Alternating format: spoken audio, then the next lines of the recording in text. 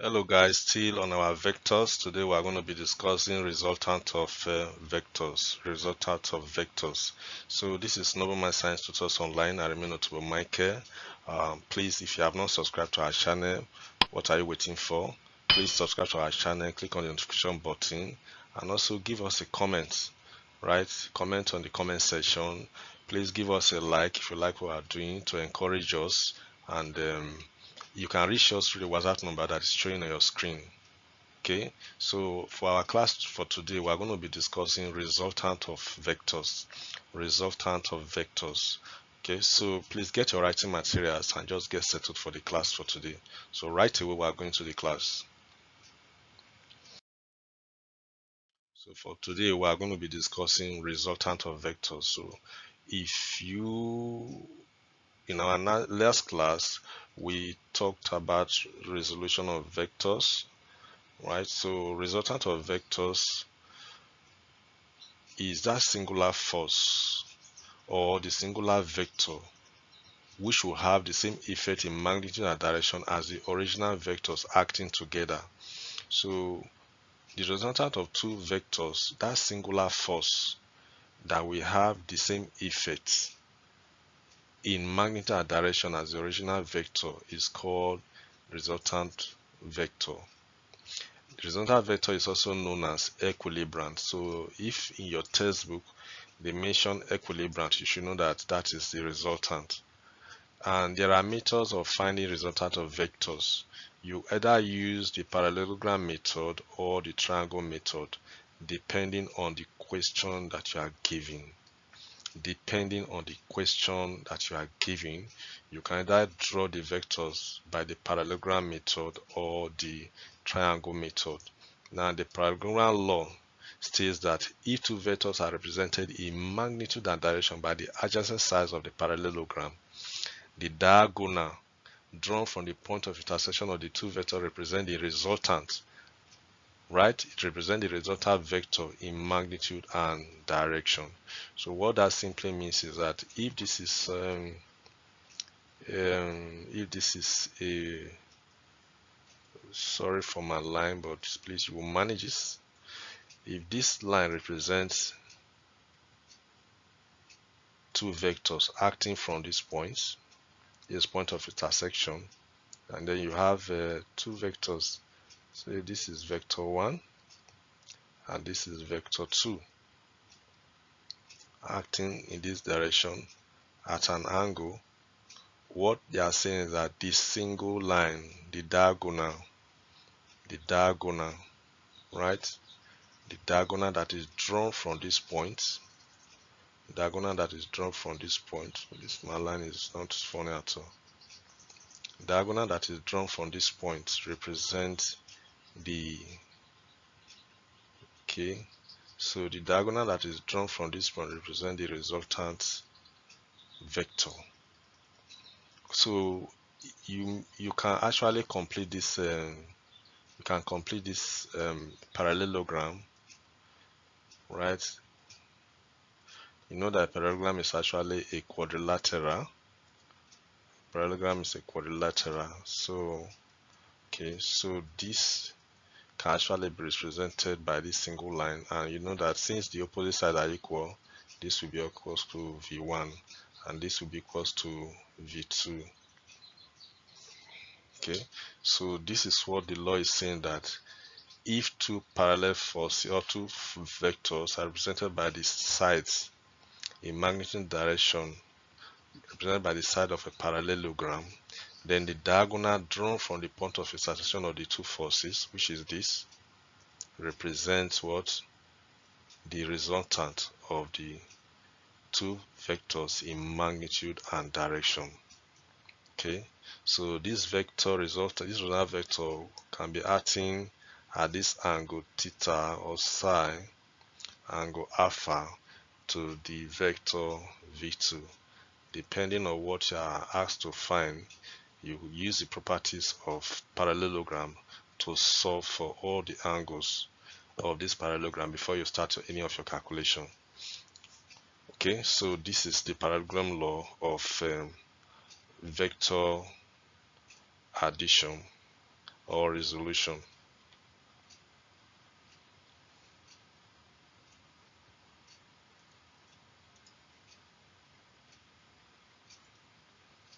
Okay, so this is what I represented now. This is what I just drew now. That's what I just drew.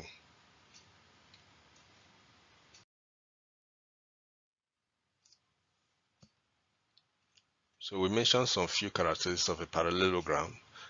One of the characteristics is that the opposite sides are equal, the opposite angles are equal, okay, and then the opposite sides are parallel.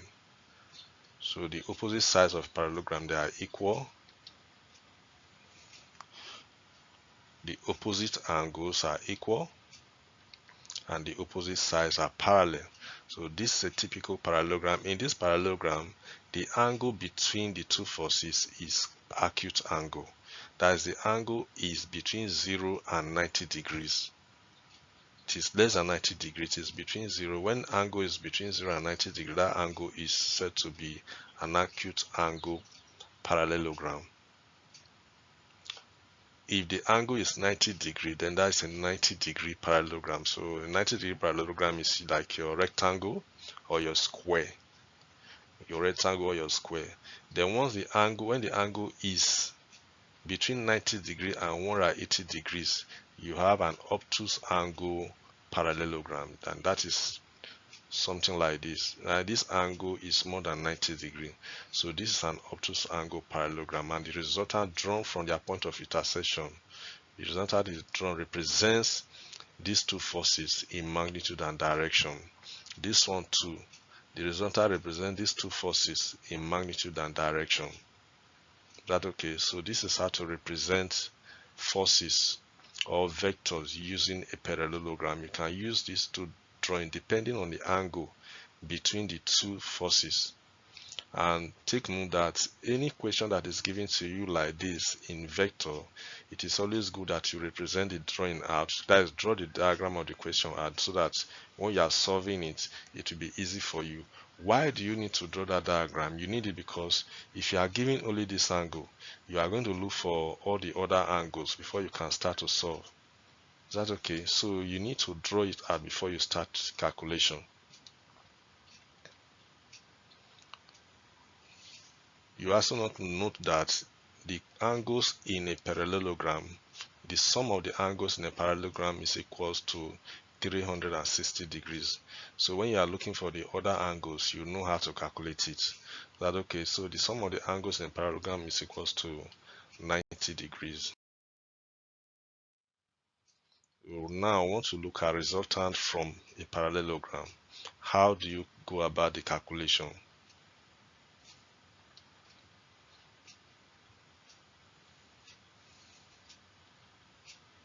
We have discussed before how to represent a vector or represent two vectors that are acting at an angle to each other by the parallelogram.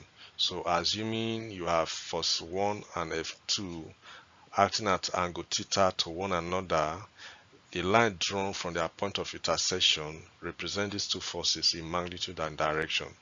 Right, so if you complete this drawing or this diagram, you have a parallelogram.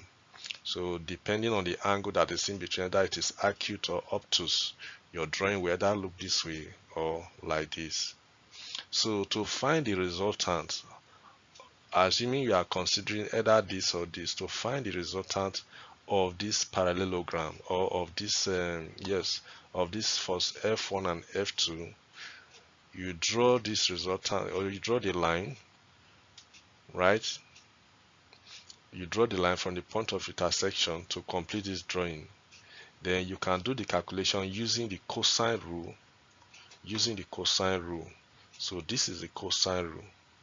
The cosine rule says that if you are looking for a particular side, okay, so assuming this is size arrow that you are looking for, the other two sides, you square the other two sides, you find the sum of the other two sides, then you subtract this product of the two sides multiplied by 2, and then the cosine of the angle between them.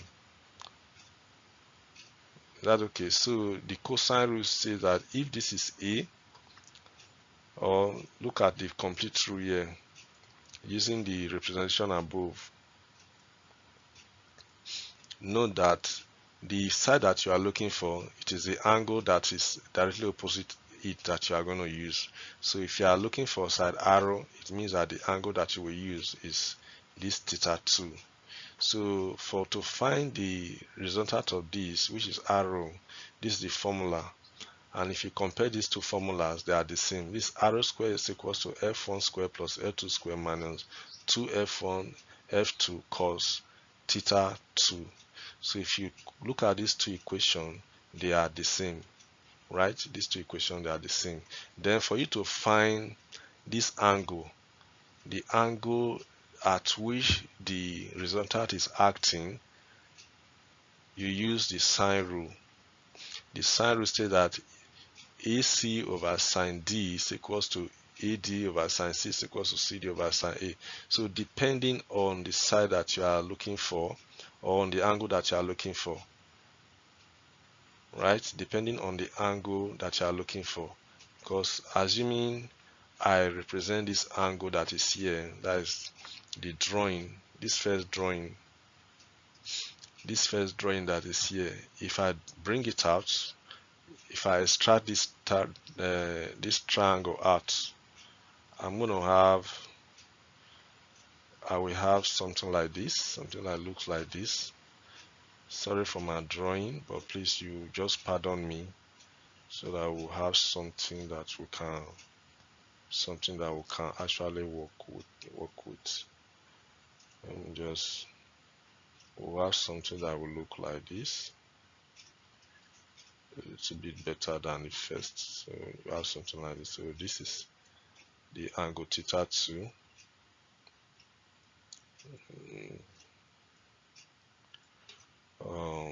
So this represents your f1, and then your f2, and this is your angle alpha. So it is D, and this is arrow, and this is maybe your A, and this is your C. What this sine rule is saying is that if I'm looking for arrow, I will say arrow all over sine D. It's okay. It's equals to A over all over sine C, A over sine C is equals to or f2, say f2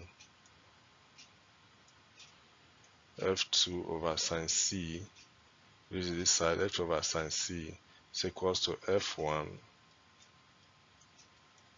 over sine A, all over sine A. So this is how the sine rule, this is how it looks like, and this is for a triangle that is labeled ACD. This for a triangle that's labeled, this triangle is labeled, okay, this is ACD, right? So you have AC over sine D, right? AD over sine C, and then CD over sine A, which is arrow over sine A is equals to F2 over sine C is equals to F1 over. So with this, you can find the angle that the resultant is acting to any of the forces. Okay, so this is how to find the resultant and then the angle that the resultant is acting.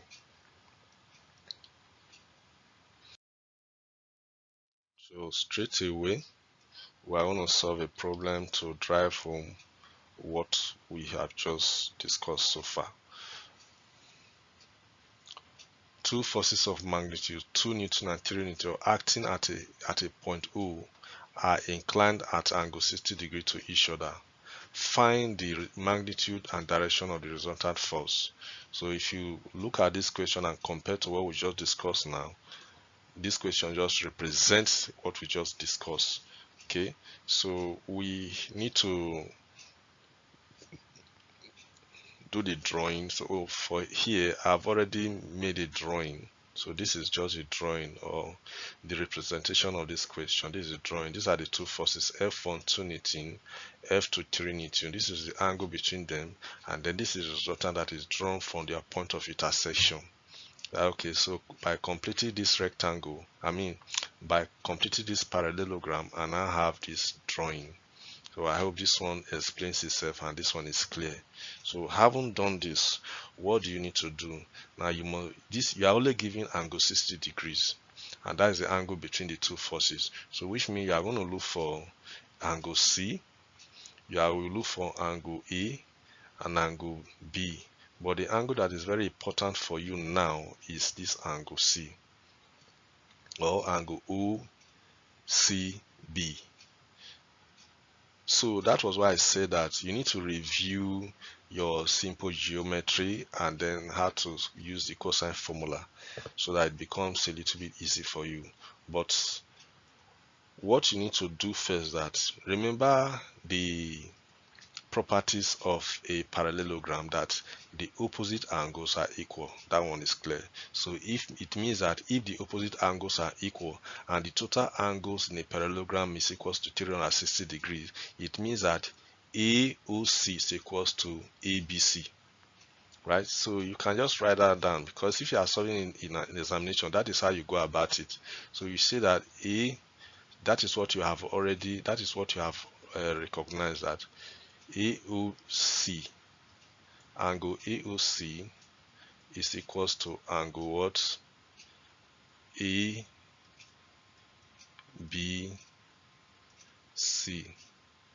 which is equals to 60 degrees. This one, you know this one already. This equals to 60 degrees. Now, for you to find angle OAB and OCB, right, you know that the total angles in a parallelogram, they are equals to 360 degrees, but from the properties mean that this OAB is equals to AOC. So you can also write down on that OAB is equal to OCB. Okay, these angles are equal. Angle OAB is equals to OCB. Okay, so this one is equal to 360 is equal to 360 minus 120 degrees. You know, we said that this AOC is equals to ABC, right? So which means that the sum of AOC and ABC equals to 120 degrees. Because for you to find angle OCB, you are going to look for their sum, then divide. So this one will give you 240 degrees. This will give you 240 degrees. Now, since OAB is equals to OCB, it means that you have 2 OAB is equals to 240 degrees. Then OAB, this angle AOB now will become what? It will be 240 divided by 2. 240 divided by 2. And that gives you 120 degrees. See? So which means that this angle that is here is equals to what? 120 degrees. That is what we have gotten now. 120 degrees. That's what we have gotten. Remember, as I said, since these two angles are equal and the total angle in a parallelogram is equals to 360 degrees, first of all, find the other angle. First of all, subtract the sum of these two from 360 degrees, and that is what I did here.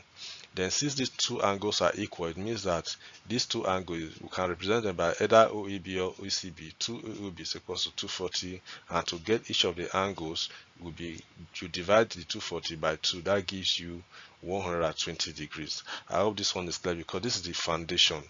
if you cannot get this foundation, then it will not be easy for you to solve this problem using the cosine rule. But once you have gotten this foundation and you have gotten this angle, you now apply the cosine rule. So applying the cosine rule, right? If you want to apply the cosine rule now, you can now write that arrow square is equals to f1 squared plus f2 squared minus 2 times f1 times f2 cos what? Cos 120 degrees. Fine. So just substitute the values here. You have that arrow squared will be equals to what? Your f1 is 2 squared plus 3 squared minus 2 times 3 times 2 times cos 120 degree. Cos 120 degree is the sine of sine 30 degree, but this one is minus, so this is minus 0. Sine 20 degrees 0 minus 0.5 minus 0.5. Okay, so minus 0.5. If you multiply that out, you will have 13 plus 6, and that gives you 19. If you work that out, the arrow will be arrow squared is equals to 19. Then square both sides, you have arrow is equals to square root of 19. Square root of 19 is equals to what? 4.36. Point that out on your calculator, you have 4.36. So the resultant force Aaron is equals to 4.36. So you see how we went about solving this problem. The first major part is for you to be able to get this angle. Once you have gotten this angle, you apply the cosine formula, your answer just comes up readily, right? Your answer just comes up readily. So now, having gotten this as your resultant of the force of the two forces, you can actually find the angle at which the resultant is acting. Okay, so this is what necessitates drawing. So this angle that the resultant is acting is what you want to look for. You already know the value. You can bring it out like this. If it is in an examination, you can actually represent everything like this. You already have this angle to be 120 degrees. Is that okay? So this angle is already 120. You are looking for this. Well, you are looking for this particular angle. You've gotten this one out to be 4 points. You've gotten that to be 4.36. So if you now apply the sine formula, if you apply the sine formula to this, you will have that, applying the sine formula, you have that arrow all over sine 120 is equals to 2 all over sine alpha, because the angle you are looking for is this alpha, so you must put it there as the unknown. Arrow already you know to be 4.36.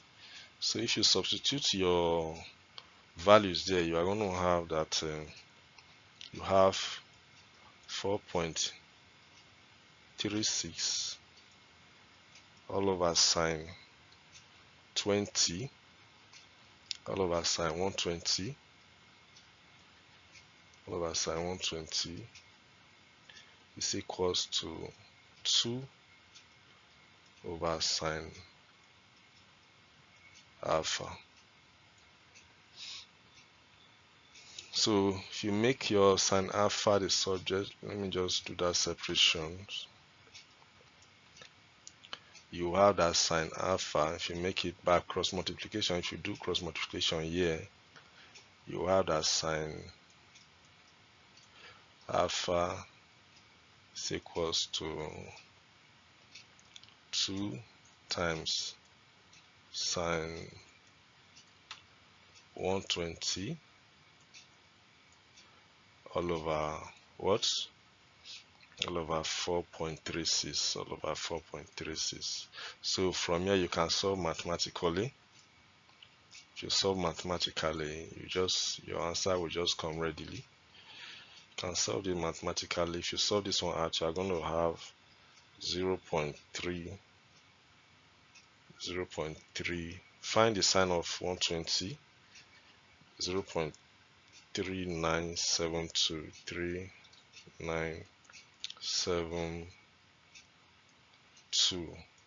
That is what you will have. Then for you to get the angle itself, you use inverse sine.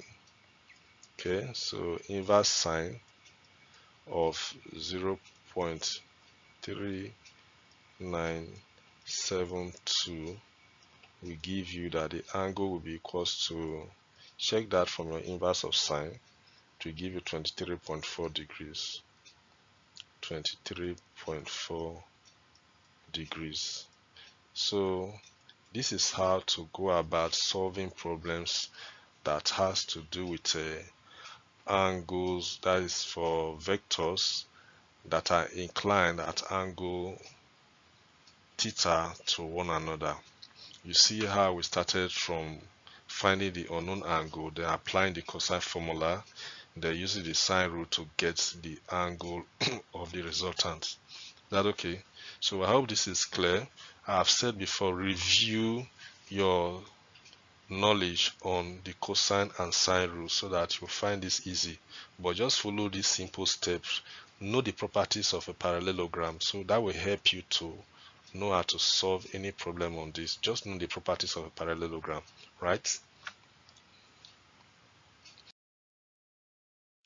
Okay, so this is a question for you. I will help you to test your understanding, right? So solve these problems.